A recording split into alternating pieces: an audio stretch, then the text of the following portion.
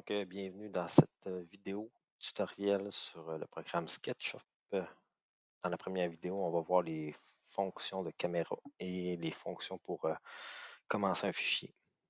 Quand on part l'application SketchUp, on peut voir qu'il y a différentes templates, modèles de base qui sont faits. En gros, c'est les mesures qui vont changer, l'unité de graduation des mesures qui va changer. Mon modèle particulier, moi, que j'aime beaucoup, c'est le modèle d'architecture en pouces, puisqu'en général, ben, tout ce qu'on fait est en pouces pour le DEP de charpenterie. Donc, quand je commence avec SketchUp, c'est la vision que je vais avoir. Je vais avoir mes outils pour dessiner et contrôler ma caméra en haut. J'ai ma palette, une autre palette d'outils ici qui va me servir à venir caractériser toutes les composantes que je vais faire dans mon modèle.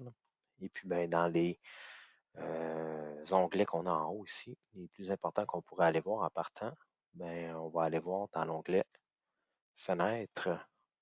Lorsqu'on regarde ici Info sur le modèle, on pourrait aller voir, on est directement dessus ici, on a différents onglets. Nous, on va aller voir l'onglet des unités. On est en architecture et on va adapter la précision, exemple pour 1,8. Donc, ça va nous éviter d'avoir trop de petits chiffres. Donc, on pourrait aussi aller changer la police des caractères si on aurait des écrits, mais ce n'est pas vraiment une fonction que j'utilise beaucoup.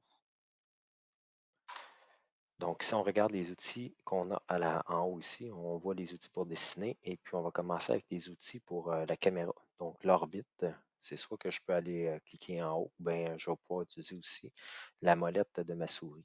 Donc, l'orbite va me permettre de me promener en libre alentour d'un objet. Dans ce cas-là, mettons, si je pointe à ma petite madame, ben, je me promène alentour d'elle. Donc, on remarque aussi on peut voir les 3 dimensions.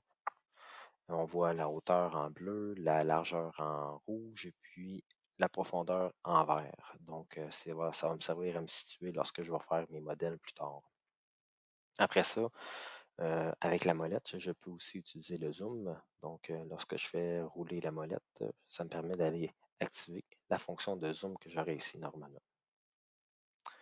Et puis, j'ai aussi la fonction panoramique qui va me permettre de faire des translations haut en bas, gauche à droite, pour toujours en gardant le modèle devant moi. Donc, c'est les 3 principales. On a aussi le zoom étendu qui est un zoom plus large, mais encore une fois, pour les modèles que j'utilise, moi, c'est jamais très, très gros, donc le zoom étendu n'est pas vraiment utilisé. Donc, c'est ce qui complète pas mal nos outils de caméra. Donc, dans le prochain tutoriel, on va voir les outils de dessin et puis comment créer un groupe pour pouvoir dessiner différentes choses.